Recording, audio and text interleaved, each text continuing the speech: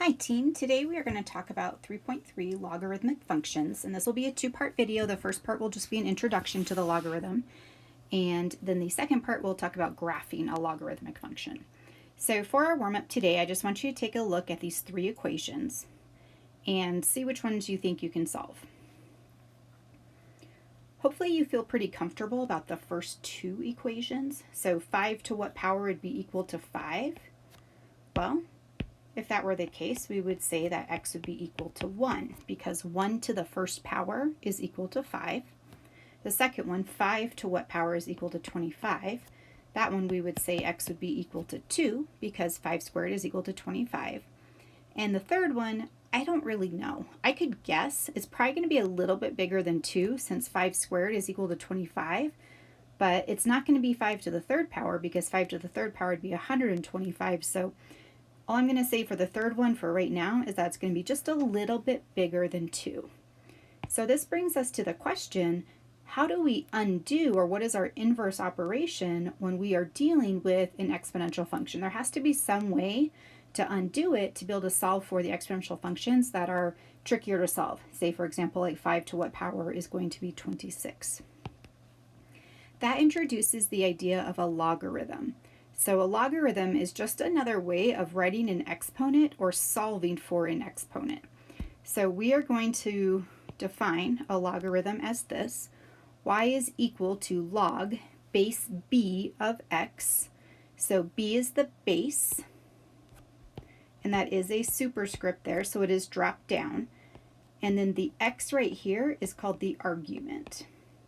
So what are we taking log base b of? Well, in this case, we are taking log base b of x.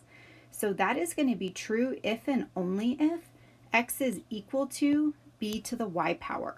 Okay, so these two are completely equivalent statements to each other.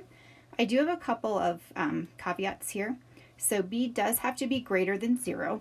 If b were to be a negative value, think about raising a negative to an exponent. If you are raising it to an even exponent, then you get a positive, and if you're raising a negative number to an odd exponent, you maintain a negative sign. So if b were to be negative, you would be jumping back and forth between positive and negative values.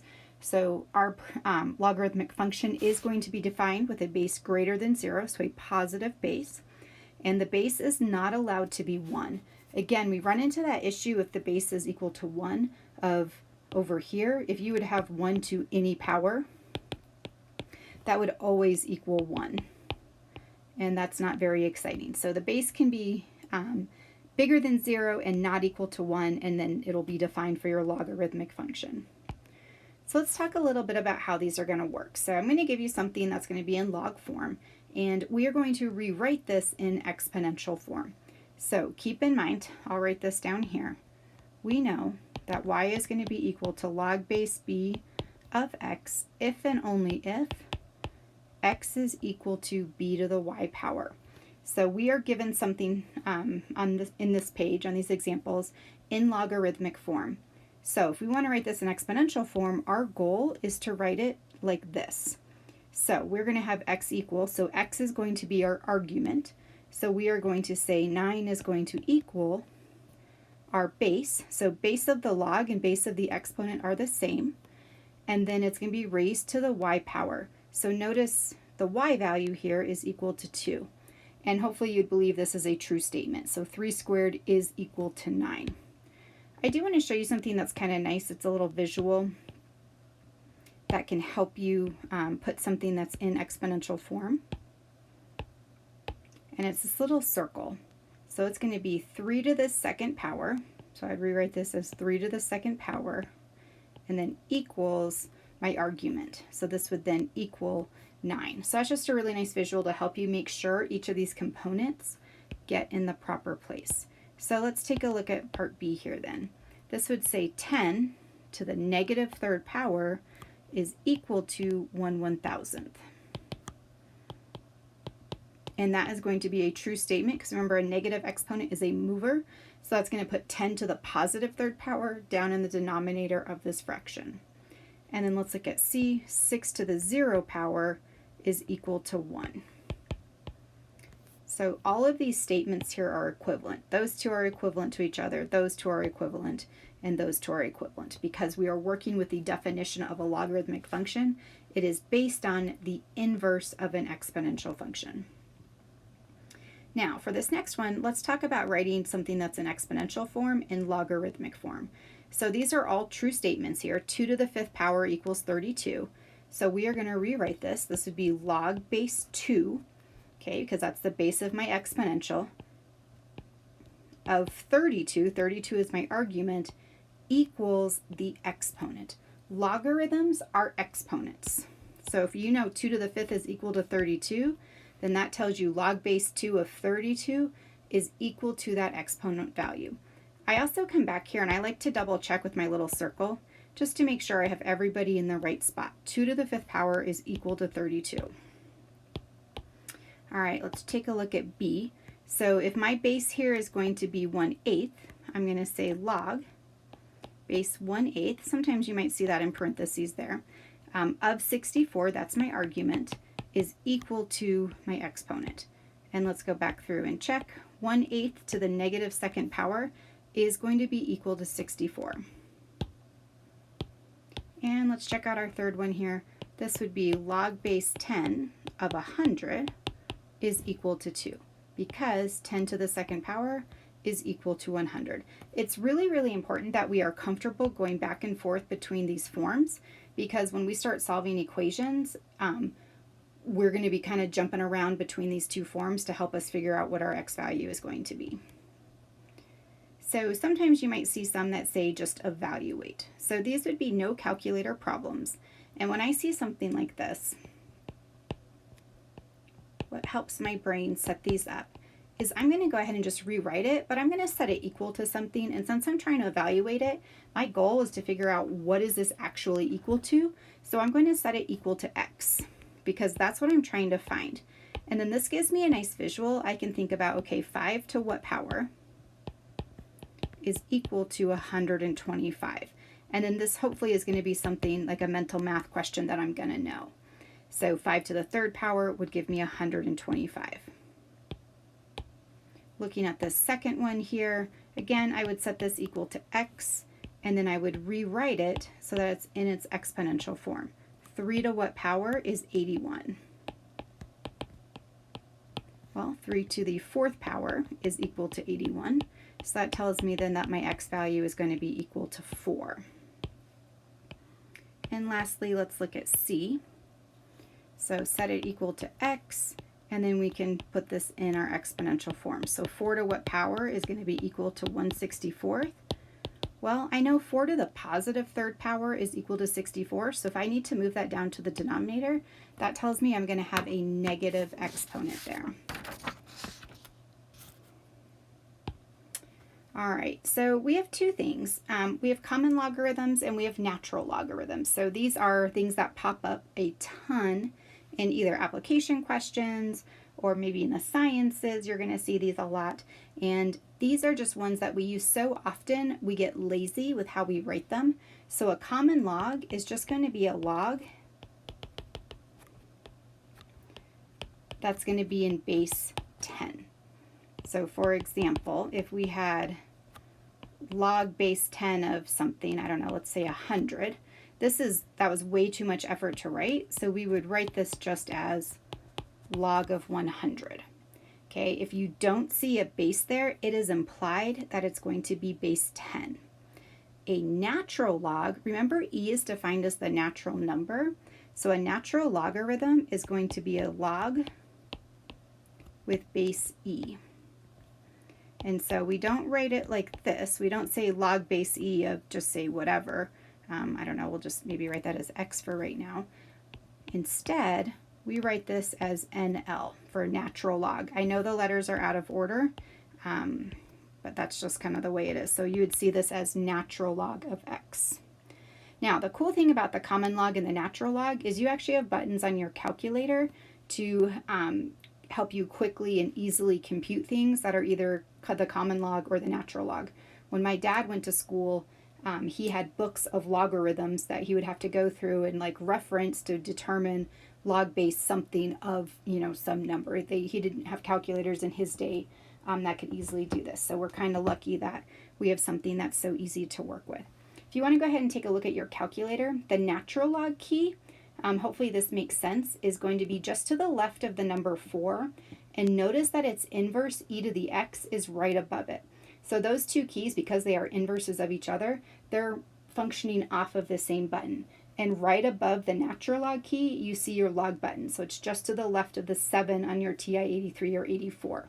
And if you notice, the little second key activates 10 to the x power, because again, the common log is log base 10, so it would make sense to have the inverse key paired with that one. So it's kind of nice. We can quickly do these computations on our calculator.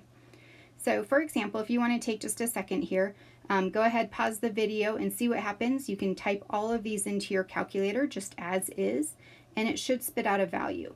Also, of course, you should be able to evaluate all of these by hand as well.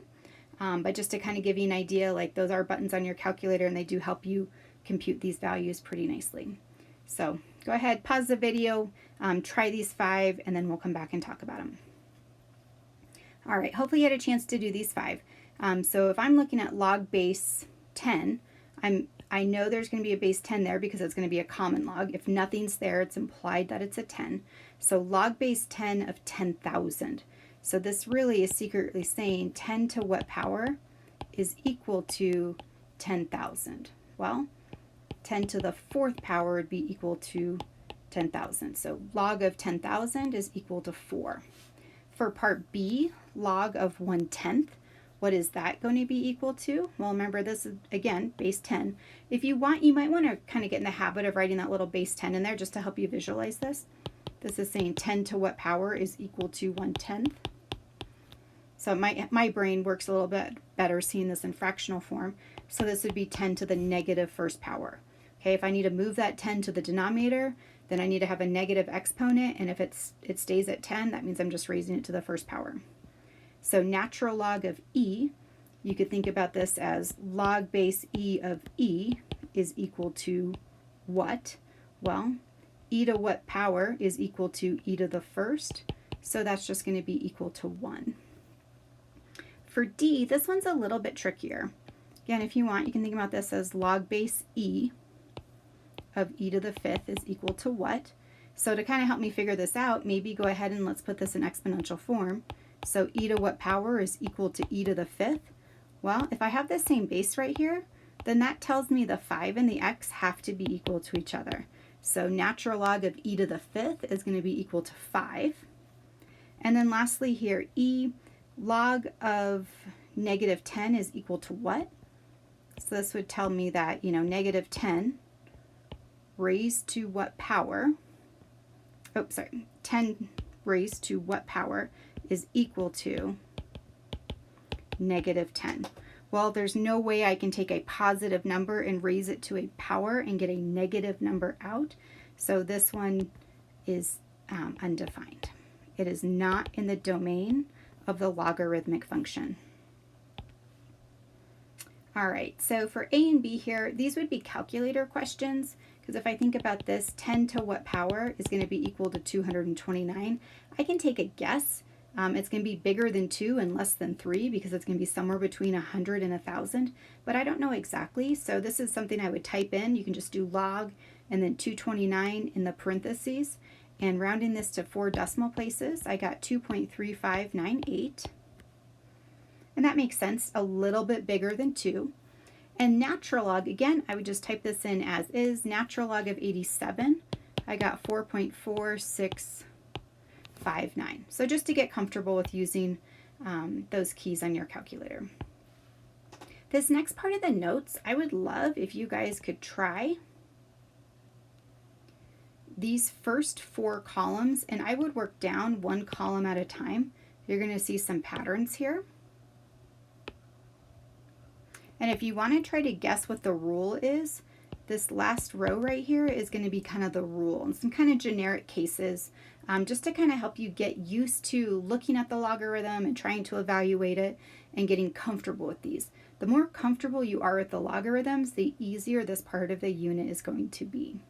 So go ahead, take a moment, just work your way down each one of these columns and come back to the video when you're done. All right, hopefully you had a chance to work through all these. I'm going to show you my answers. So notice they're not terribly exciting here. Down this first column, log base 2 of 2, so 2 to what power is equal to 2? This is kind of what I'm asking myself here. 3 to what power is equal to 3? Well, all of these are equal to 1. So log base b of b is always going to be equal to 1. So if you see the base and the argument as the same number, it has to be equal to 1. Looking down this second column, 2 to what power is equal to 1? Again, I'm just thinking about this in its equivalent exponential form to help me evaluate this. Well, it would have to be 0. 2 to the 0 power is equal to 1. 3 to the 0 power is equal to 1. 4 to the 0 power is equal to 1. 5 to the 0 power is equal to 1. So anything, if you have a base here and that's going to be 1, it's going to be equal to 0. For the third column, 2 to what power is equal to 2 to the 5th? Again, think about this in its equivalent exponential form, and I'm going to write this down below just to kind of have a little bit more space. So 2 to what power? I guess for right now, let me put the x there because I don't know yet that it's the 5. So 2 to what power is equal to 2 to the 5th? Well, that tells me that those two have to be the same. So this is going to be equal to 5. 3 to what power is equal to 3 to the 5th? Again, for that next one, putting it in its equivalent exponential form, that tells me it has to be 5. So if we look here, we have the same base of our logarithm and the same base as our argument, then that's going to be equal to whatever that exponent is. I just chose 5 for the example here. And then look at the last column. Now this one's a little bit trickier to visualize, so you can kind of play with it a little bit. So this currently is an exponential form.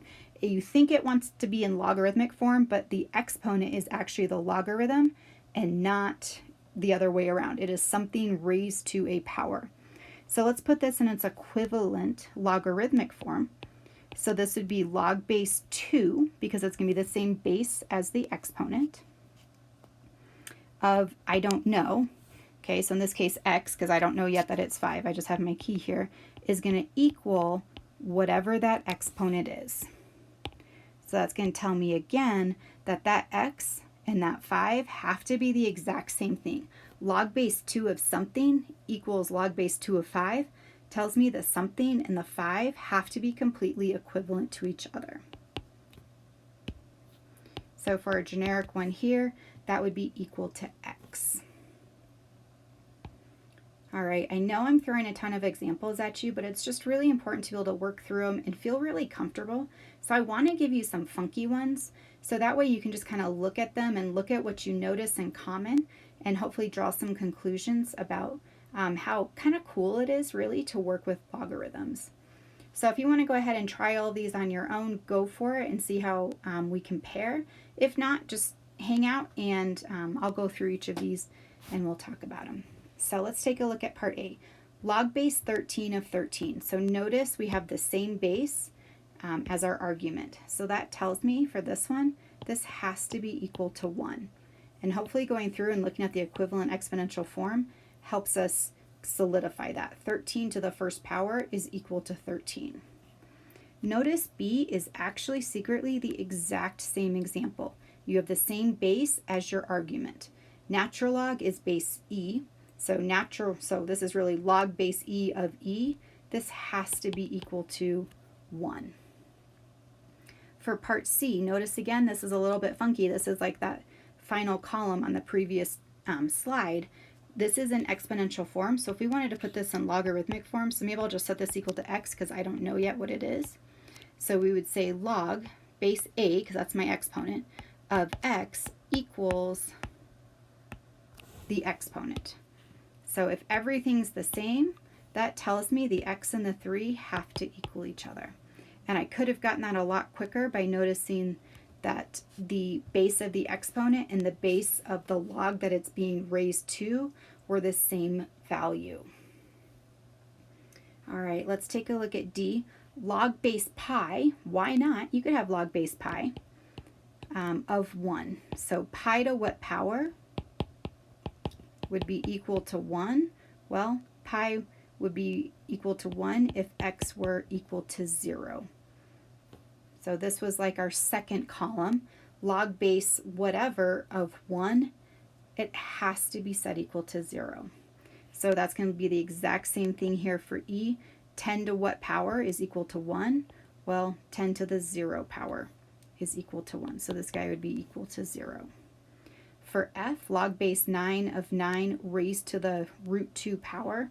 I have the same base as my argument here. So this tells me it's going to be equal to that root 2. For G, e to the natural log of 6.